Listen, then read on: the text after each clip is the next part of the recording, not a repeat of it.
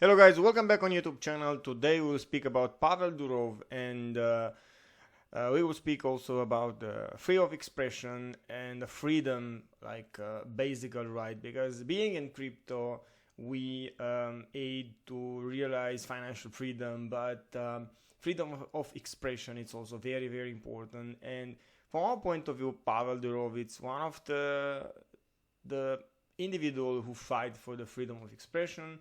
And the CEO of Telegram, it is a model what many people should follow. But who is Pavel Durov? In 2006, Pavel Durov built an application. The name it was vContact, and this application is that Russian Facebook.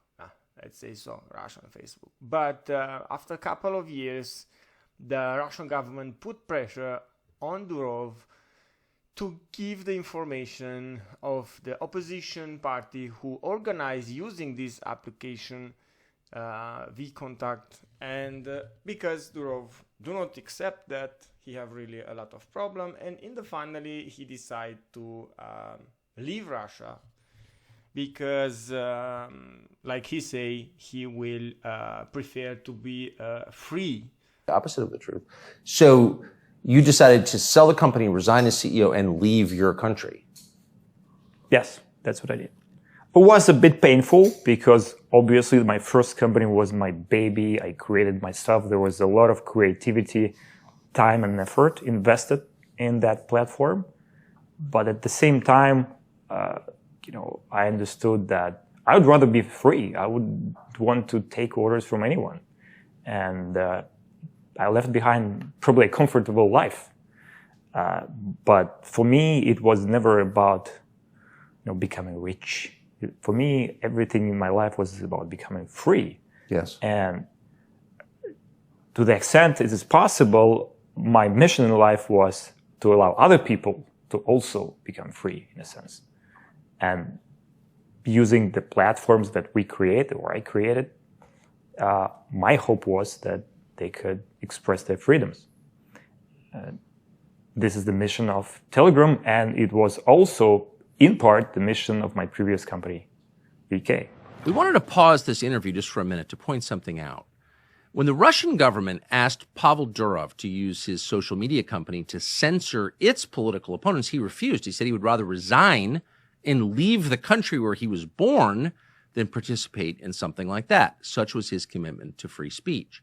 Now, you got to compare that, what he did, what Pavel Durov did, to what Mark Zuckerberg did, or Parag Agrawal, the guy who ran Twitter before Elon Musk bought it. Both of them have collaborated with governments to censor people, and that's shameful. So we believe. And then after leaving Russia, Pavel Durov started Telegram.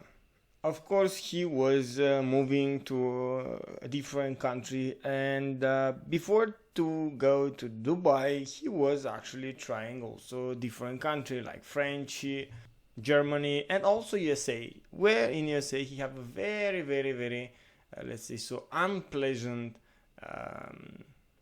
experience with FBI, who tried to actually take over Telegram before to be on the market. So you start Telegram after you leave Russia, correct? Yeah, so the idea for Telegram came when we were still based in Russia. Because at some point we had this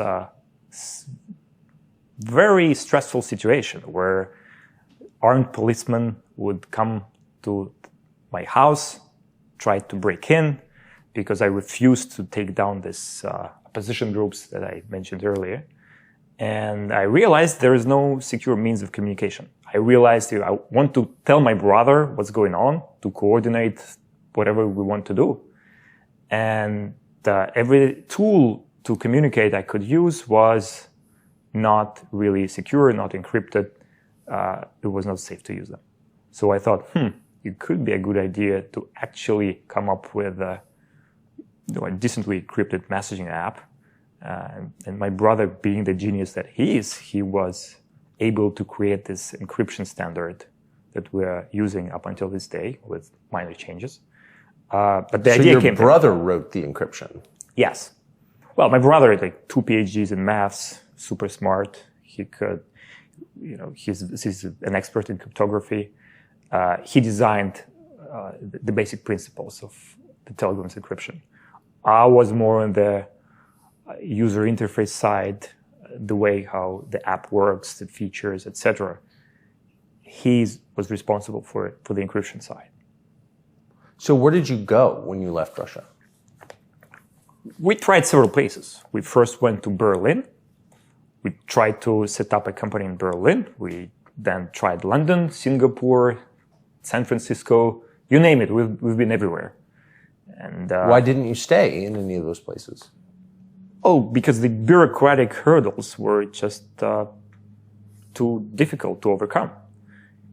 I was bringing the best-in-class programmers in the world to these places, and I was trying to hire them from a local company. And the response I got in places like Germany, for example, is that, no, you can't hire people from outside of the European Union because you should first run some newspaper ad in a local magazine, whatever.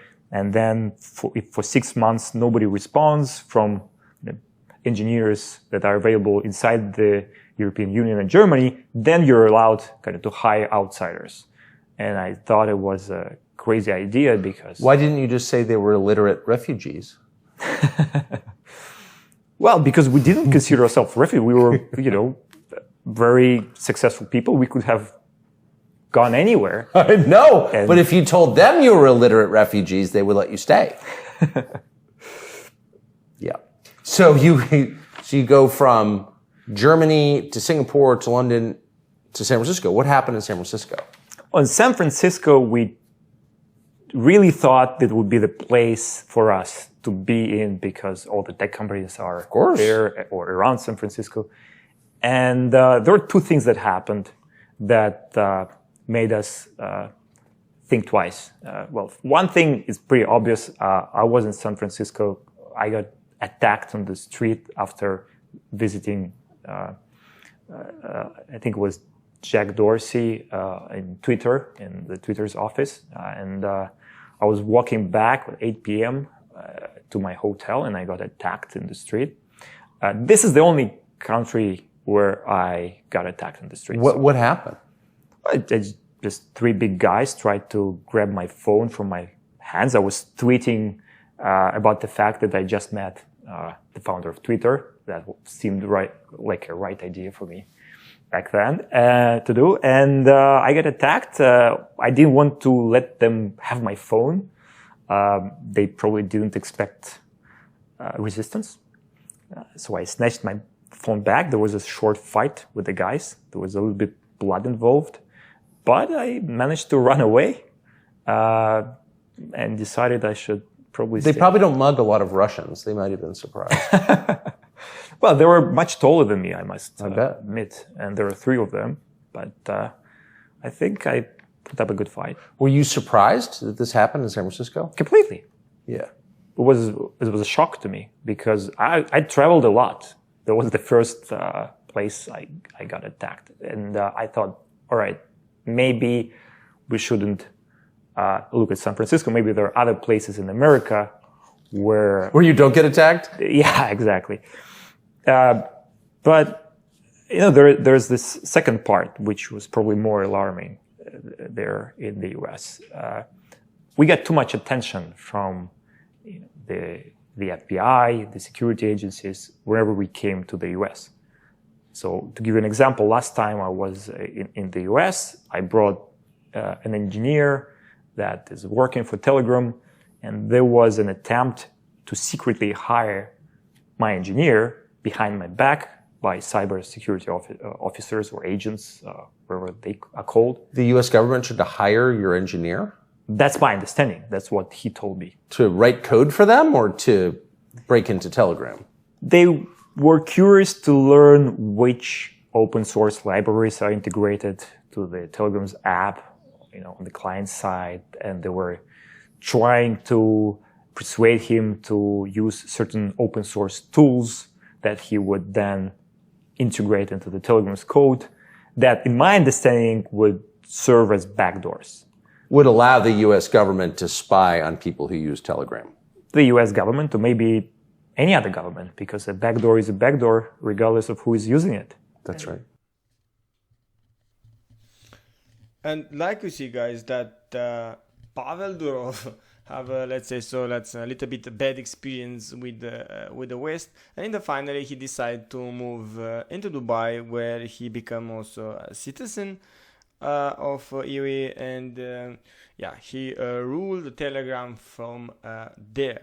What is quite interesting that in 2021 he became also a French citizenship, exactly after that the episode when he do not give the Russian information about Telegram, because the Russian government put again pressure on him, and he denied that, because from his point of view Telegram should remain a neutral platform, and the French government gave him a citizenship.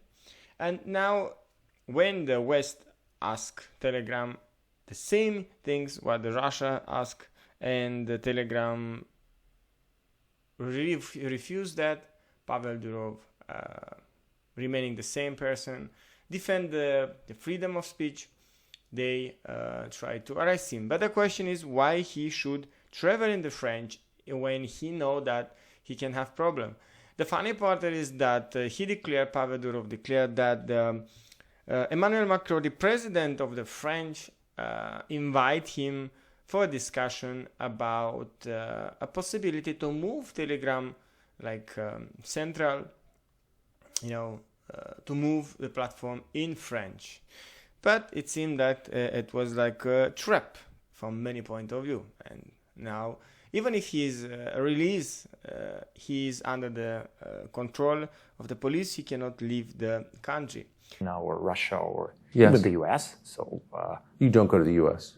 I try not to. I can go, but it's too much attention, like I described before. Yeah, because at some point, if you run something like this, you're a player in world politics. I mean, whether you want to be or not, don't you think? We definitely don't want to be a player. We want to be a neutral platform that is impartial and doesn't take any side. But you're probably right. There's some role we have to play. Well, not taking a side is the one thing you're not allowed to do, right? I mean, aren't you required to take a side in the modern world? I think that's a big problem, because I think that kind of attitude can result in our world becoming a more dangerous place. Because at the end of the day, we all have to try to understand each other and try to get closer to each other in terms of getting to know the positions of the other people, even though they're drastically different from our own positions. And that's how we get to some compromise and move forward. If we're strictly divided and everybody is required to take a side, we can't take a side, because we are this platform that people should use to collaborate and to find common ground and hopefully to move forward. If we lose that, we can end up in a much more dangerous place that they experienced during the pandemic. What was your position as a business owner during COVID? You must have come under pressure to censor opinions on lockdowns, vaccines, masking. How did you respond? So our position is pretty straightforward. We're a neutral platform. We were helping governments to spread their message about the lockdowns and masks and vaccines. We had dozens of governments who we really helped disseminate their information. But we also didn't want to restrict the voices that were critical of all these measures. We thought it made sense for these opposing views to collide and hopefully, see some truth come out of those debates. And of course, we got criticized for that. But looking back, I think it was the right strategy. So you allowed people to voice doubts about the so-called science throughout the experience? Exactly. During the pandemic, I think we're one of the few, or maybe the only major social media platform that didn't take down accounts that were skeptical in relation to some of these measures. So why are you not famous and treated as a hero in the United States? Shouldn't there be a parade in your honor? If you're the only social media platform not to take down what turned out to be true, or to some extent true, certainly more true than the CDC guidance. I mean, why weren't you Times Man of the Year? Why isn't your face on the nickel? I'm not an expert in the US politics. But to be fair, you have now Twitter or X. Yeah. That seemingly becoming more pro freedom of speech. And I think it is. It's a great development. And back to our earlier discussion about how all of this is developing in cycles. Things are starting to change, it seems. So but in some ways, Elon buying Twitter sort of ends your monopoly, but you still greet it cheerfully. You're still in favor of it. Definitely. We love the fact that Elon bought Twitter. We thought it was a great development for a number of reasons. First reason is just innovation. You could see X trying a lot of things. Some of them will turn out to be mistakes. Some of them will work, but at least they're trying to innovate. That's something we didn't have outside of Telegram and a few other companies in this industry for the last 10 years. What you saw from the big players, they would rather copy the proven models, the features that apps like Telegram launched, and just scale them on a larger audience. And these features will be pale reflections of what we built. But this was the way those companies still operate. What X is trying to do is in line with what we are building, innovation, trying different things, trying to give power to the creators, trying to get the ecosystem economy going. Those are all exciting things. And I think we need more companies like that. I don't know if it's good for humanity that like Elon is spending so much time on Twitter, making it better, but it's definitely good for the social media industry. What is quite clearly, guys, is that Pavel Durov is one of the leaders of the free world from our point of view, and he deserves all our respect and support. And we believe that it is very important that in the next days and weeks that the people who try to defend the freedom of speech to support him, because if the French government will lock him again, it will be a big hit for the free speech and for free world. So guys, until next time, stay in crypto, stay positive, follow us for more, and defend the free speech.